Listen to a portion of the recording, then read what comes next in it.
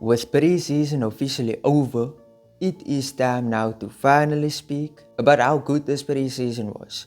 Was it good? Was it bad? I personally think it was a decent one. Even though we lost, pre-season is not about wins, nor is it about losses. I know we lost El Clasico, but El Clasico in pre-season, Barcelona always win that. I don't think Real Madrid have ever won an El Clasico in a USA pre-season tour. And in the recent match we played against Chelsea, a 2-1 victory for Real Madrid. But this match was a decent one. I think Real Madrid showed out. But let's first talk about the negatives. The negatives being, first of all, I don't think you've noticed, Fran Garcia wasn't at his best. Fran Garcia was not good in that match at all in my opinion. He was getting beat by Madueke in almost every single duo. Fran Garcia is not good at defending. He probably won 1 or 2 duos against Madueke, but Madueke was just beating him in every single exchange. And that ultimately led to the goal in which Madueke scored from a header. Fran Garcia's height, and also he's not good at heading.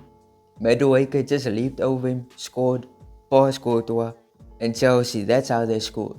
But Fran Garcia, I don't think he had the best pre-season tour. Another negative in my book is the fact that Arda Güler and Hendrik both did not play this match. But as of reports, they both had overloads, which I would understand why Arda Güler has it, but why does Hendrik have it? We don't understand.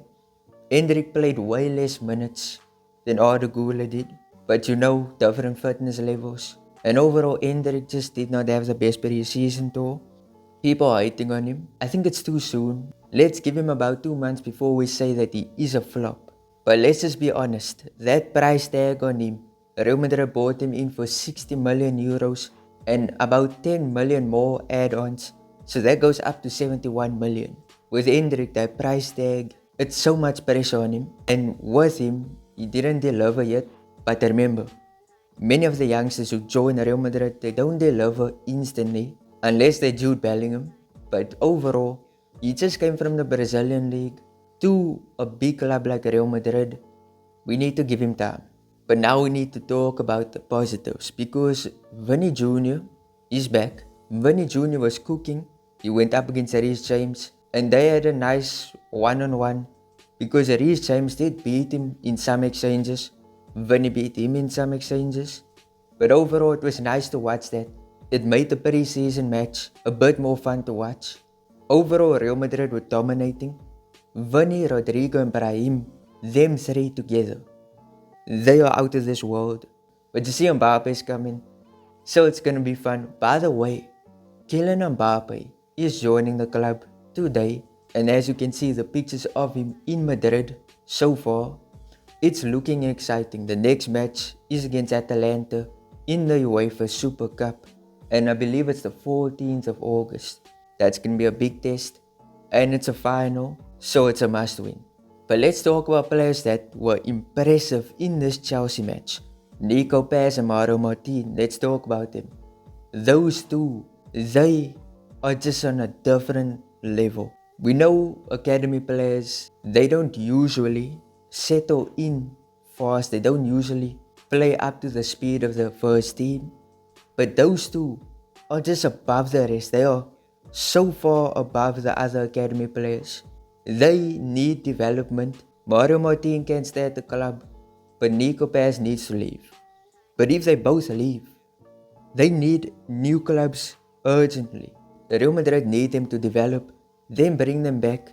That's the only way, because rotting on the bench is not going to show how good they are, ultimately. We didn't see João Martinez, we didn't see Jeremy De Leon, and I was a bit disappointed by that. I would love to have seen João Martinez play. Raul Asensio, he was good. He made some very good tackles. Is he ready for the first team? Absolutely no.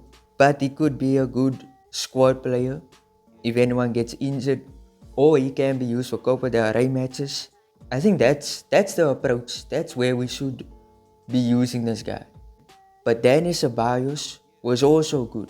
He didn't score, it was Lucas Vazquez's goal, but he contributed to that goal. Ceballos had a good pre-season.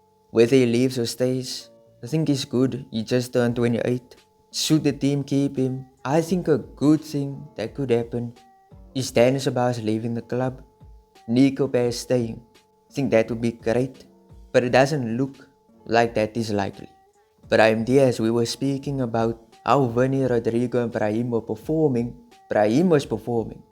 Brahim is him, but we knew this already, we knew this last season.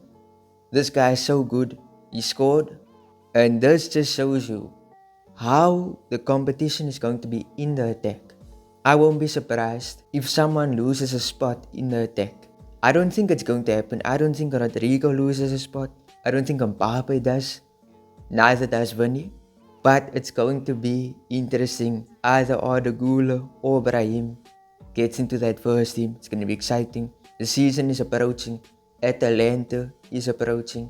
And overall, hopefully it's going to be an exciting season. What are your thoughts on this? But if you enjoyed, up here's a new video. Smash like, subscribe, turn on notifications. Peace out.